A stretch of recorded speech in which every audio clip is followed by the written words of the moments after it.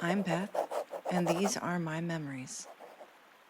To the complex and precious people who appear in them, thank you.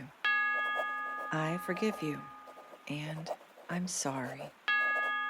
You shaped me, and I carry you still.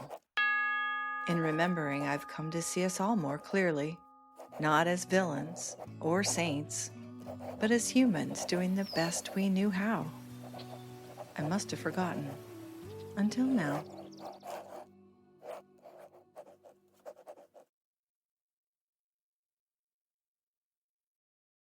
It was almost the end of an era. The future was beckoning, and the path I had been traveling for 17 years was nearing a fork. Two different directions that I would get to choose between. My scenes of life so far had included 4 moves, 2 states, 7 schools, friends left behind, a birthday on a mountain, a lemon yellow hand squisher, and summer nights with fireflies and cows. I had lived through a disastrous family reunion, an orange car driving away, a blue Ford Maverick doing the same, a hurt tailbone and little brother helping me home, riding horses through a poopy pond in Michigan, a campfire and spin the bottle and speckled green eyes, and stories and doodads passed to me by my grandmothers. The last few years had brought me to my first rock concert with my sister's boyfriend. A weird yearbook message, a clumsy polka dance in an empty cafeteria, a hot pink tutu and a potential criminal record, a soft cover yearbook in a bag, an ice cream cake and a punch in the face, a sore shoulder from a sousaphone, which I now remember has 4 valves, not 3, a rainy day, and a quiet goodbye that never left me, a yard full of toilet paper, hurt on the face of a gentle person, an angry police officer, a muddy car, and the fading of a friendship. And most recently, Brillo hair and a wedding dress that wasn't mine. I had grown through all of the transitions, the joys, the losses, and the love. I had experienced moments both big and small, and I was nearing my jumping off point for my Act 2. Subconsciously, I had the understanding that everything I'd been building, the lessons I'd learned, the changes I'd experienced, were all pointing me toward an ending, but also a beginning. As we rolled forward toward graduation, things felt both familiar and oddly out of place. Like my life was about to change in ways I couldn't yet predict, and some of it felt completely out of my hands. If my friends felt the same, they didn't say it out loud. But I knew once high school was over, my world would never be quite the same. I had been working on Tracy's graduation gift for months. I had cut 1 foot by 1 foot squares of jewel-toned fabric, then had 20 of her dearest friends sign them in permanent marker. I then hearkened back to all I had learned in 7th grade home economics and embroidered the messages before stitching them into a quilt for her to take to college in California. I was excited when the signers left a short message, "Love ya, Jimmy." but there were a few who treated it like a note card and wrote 40 words that I had to try to keep legible with unskilled fingers and contrasting embroidery floss. I was halfway through this ambitious project before the drifting of our friendship had become too apparent to deny. But I'm not a quitter. I had started it, so I finished it. Tracy made me a gift also. She constructed a journal of all the memories we had made together over the years. Inside jokes, places we loved, friends we shared, guys we had crushed on. There were orange ribbons and photos pasted on some of the pages. The 2 of us wrapped in towels and covered with cold cream after we'd gotten sunburnt at Cedar Point. Our smiling faces in parade formation, carrying our sousaphones and wearing our orange berets. A snippet of the band newspaper's orange spiel title and logo. A page with our day-to-day slang. Hoser. Jam! Bogus. And our iconic music. Michael Stanley Band, Donnie Iris, Journey, Joan Jett. The book was fabric covered with a lavender floral pattern and had a silky purple bookmark that could be tucked between the pages to save your place. She had spent a lot of time on it, and long after graduation and her departure for college, I would come to realize that it was really her goodbye. I had to be past the hurt of feeling left behind before I could recognize that maybe she had pulled away because she would be on the other end of the country soon. Like me, she had moved around as a child. Maybe we're all a little bit damaged after that. We learned when it's time to leave a place, we just hop to the next lily pad and go. Graduation was prepping us for the next hop. And to be completely honest, I never would get much better at staying in touch with people. I would always love them from whatever distance, but I would never learn to reach out to stay in contact. But towards the end of senior year, I didn't know I would repeat this pattern again. Our graduation was held at Blossom Music Center outside of Cleveland. Mine was among the last few classes to graduate in the open-air amphitheater. It was always fun as part of the band to be backstage and see the dressing rooms, the lighting equipment, music cases, and electronic gear. But the best part was to read the walls where you could see graffiti and signatures left by musicians and stars who had performed there over the years. Hey, I found It MSB. felt like a hallowed place, Whoa, Alice Cooper? No way. like whispers of wisdom and insight if I could only make it out. Pink Floyd played at Blossom? On the night of my graduation in 1984, all the seniors rode to Blossom on the bus with the band. There was excitement in the air. Underclassmen were electrified just to be there. The seniors were about to graduate, enough said, and the juniors were ready to take their step forward toward next year. We filed on stage and took our seats. We looked out to see families slowly filling up the pavilion and chatting happily. As the clock ticked toward the start of the ceremony, the band played our musical pieces. Mary Ellen and I next to one another sharing a music stand, as we had since 8th grade. When the families and guests had finished being seated, she smiled broadly at me as the graduating seniors quietly filtered out of the band and returned backstage to line up for our ceremonial entrance. Backstage had the aura of history, and as we entered single file from the two sides and made our way to our alphabetical seating arrangement, it began to strike me that this was really it. The history of backstage collided with the feeling that I was about to be jettisoned into some form of the future. There was no safety net. I had a lot of my family from out of town in the audience. Everyone did. That's why they held it at Blossom. In addition to the great atmosphere, there was plenty of seating available. But I didn't know where my family were seated because I hadn't remembered to look as I filed in with the group. I was just following everyone else. It was a warm day, but because Blossom is open air, the breeze through the pavilion made it pleasant and carried the scent of the surrounding woods. There were words delivered by the principal and our Graduates, valedictorian. faculty, family, and friends. As we come together this evening, we mark not just an ending, but a beginning for the class of And I tried 1984. not to listen too carefully so I wouldn't get choked up. As they began to call out our names, I was near the beginning due to an alphabetical accident. And when I heard mine, I climbed the few steps, crossed the stage, and collected my diploma. Then I followed the line of graduates down the steps on the other side and back to my seat in the front row.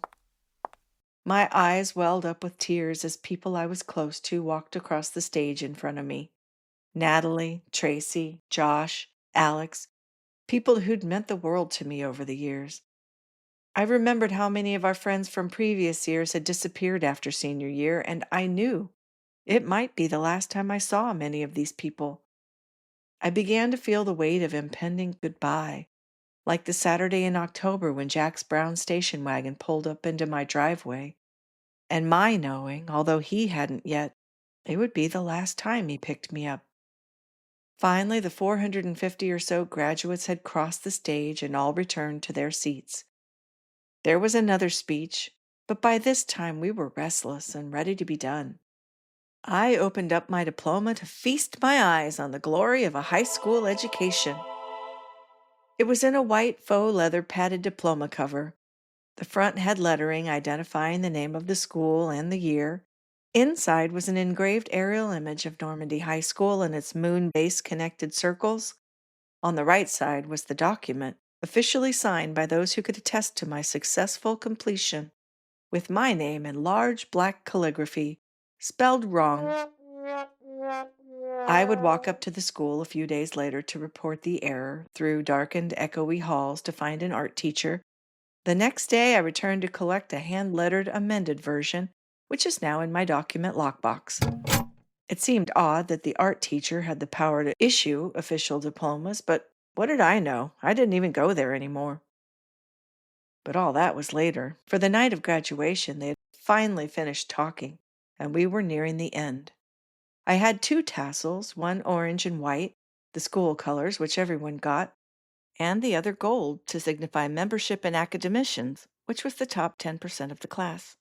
We all stood when prompted, and grasping our tassels, we moved them ceremoniously from one side of our mortarboards to the other, making it official. We were finished with our 12 mandated years of school. I didn't throw my hat in the air, although quite a few did. I was too safety conscious to send an object with 4 sharp corners airborne in a crowd. I did wonder if they ever got the right hat back or just picked one up and called it good. After the ceremony, the seniors exited the pavilion first. Backstage, for the 3rd time, I waited for my friends at the band bus. I boarded first and took a seat near the back.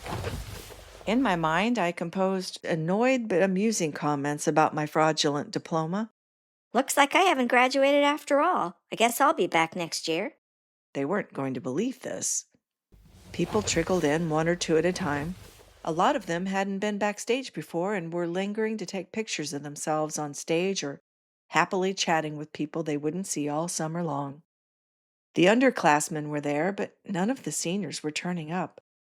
I asked if anyone knew what Tracy was doing and was told she had ridden home with her family. What? You're kidding me. I'm sure the dismay on my face betrayed that I'd had no idea. Worse yet, it turned out every last senior had skipped the bus and gotten rides with someone else. It made sense to go with them, of course, but in previous years, all the seniors had come back on the bus. I clearly remembered sitting in the bus seat with Jack after his graduation, and his percussionist friend Bill, who we called Biffer, giving me the impossibly flattering compliment. Jack, that's one damn fine looking woman you've got. But that had been 2 years earlier. This year, the one that counted to me, not one of my friends had even mentioned they were going directly home. I was the only senior on the bus. My happiness collapsed into embarrassed disappointment. It was like excitedly waiting in a restaurant for a date that had stood you up. No one sat with me. They could see I was not happy to be there. Finally, the driver started the engine, closed the squeaky door, shifted it into gear, and the bus started to move.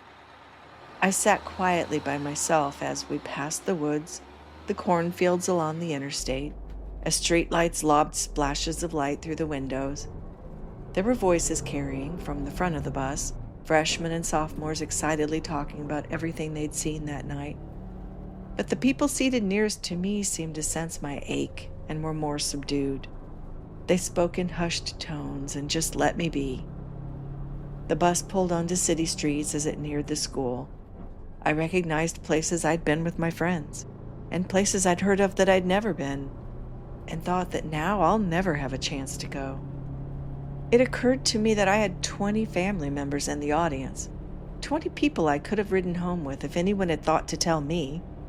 But instead I was left behind, sitting in a kind of stunned silence while the underclassmen around me pretended not to notice. They didn't have to say anything. The situation spoke for itself. The voices up front suddenly quieted, and everyone began collecting their stuff. We could hear the blink-blink of the turn signal as we pulled into the turn lane in front of the school, the same intersection where Aileen and her friend were hit by a car at the beginning of 10th grade.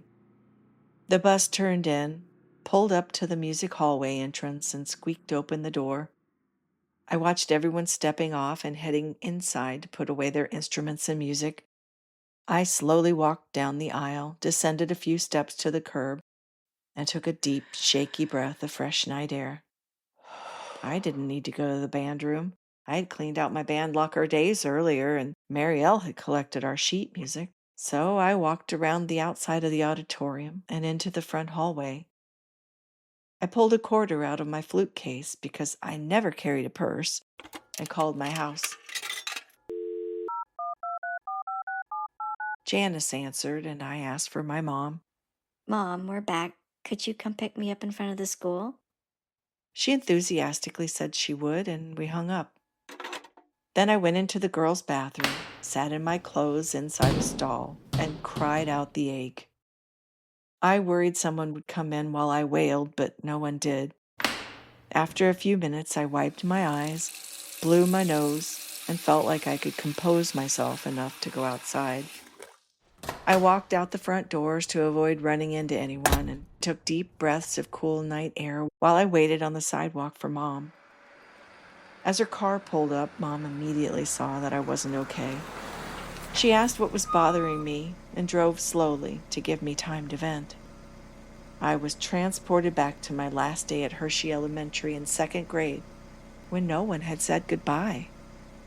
She gave me an outlet to voice my hurt and my anger at what felt like betrayal, even though no one had intended it that way. That was something I had learned long ago. We can cause people pain without meaning to. While it wasn't enough for long-term healing, I had at least expelled the surface-level anguish out of my system. Having released that, I was able to put on a sufficiently happy face to go inside. I walked up the wooden steps on the back deck my dad had built, turned the shiny brass knob, walked into the house and down the stairs to the basement, and greeted my parents, siblings, grandmas, aunts, uncle, and cousins. The only celebration I had was the night of graduation with my family that came in from Lafayette, Fort Wayne, and Indianapolis. It was a long way to travel, and I was grateful for people to make the effort. But my parents weren't up to having a bunch of teenagers running wild through their house, making a mess and breaking things, so I didn't get to have a party with my friends. But Tracy did have a party in her backyard a few days later, and that's when we exchanged the gifts we'd made for each other. The quilt had been lovingly finished even as I felt her drifting away. Even if we weren't as close anymore, she was still a big part of me. And the journal she had handwritten and scrapbooked pages for documented our history together. It was evidence that what had been, even if changed, still mattered, would always matter. But it's easier now to see that she was saying her goodbyes and untangling before embarking on her new life out west. Maybe the journal was full of the last things she needed to say. Because when you're used to moving on and leaving people behind like she and I had learned was normal, it's hard to say those things out loud. The journal, coming from Tracy, was a sacred talisman and blessing, just like my second grade teacher's heart pendant with the wishbone and the pearl. I couldn't see it through my emotion then, but that lonely ride on the band bus was the stepping stone between the girl who had been growing up the last 17 years and the independent person I was becoming. My childhood and adolescence had been a picture book of circles, some on my side and some against. East Hip Heights, Fowler, Eulin Lane, West Lafayette, Normandy, the band. But starting now, my life would be something different. It would be whatever I decided for myself. Not better, not worse, just mine. And maybe that's why Tracy's journal mattered. Maybe that's why the quilt mattered. They were the last artifacts of a past that had shaped me. The first affirmations that I could venture out into an unknown future and carry love, even when the people around me changed. I had a vague idea of what came next, but as the first in my family to even expect to go to college, everything felt nebulous and unknowable. I'd made the quilt with the quiet belief that she might feel the same way. I wanted her to have something to wrap herself in like a hug when she felt lonely or uncertain. I think the journal she made was meant as an emotional anchor point for me when I felt the same. Even as we grew apart, we still wanted to protect one another. I didn't know if I was ready for whatever came after graduation or what would be written in my future. But I did know that the next scenes in my life would be mine to compose. For now, this would be intermission, a pause between acts where we catch our breath and reflect on the myriad small moments our lives have shown us so far. Thank you for listening. These are my memories, and maybe they echo yours too. I must have forgotten, but I remember now. All writing, editing, and sound design are by me as a labor of love. If you enjoy I Must Have Forgotten, please support the show by liking, subscribing, and leaving a kind review wherever you can. It really helps other listeners to find me. Sound design for this episode includes excerpts from MuseHub and Pixabay. These audio textures help carry the memory, shape the emotional arc, and are honored with gratitude here.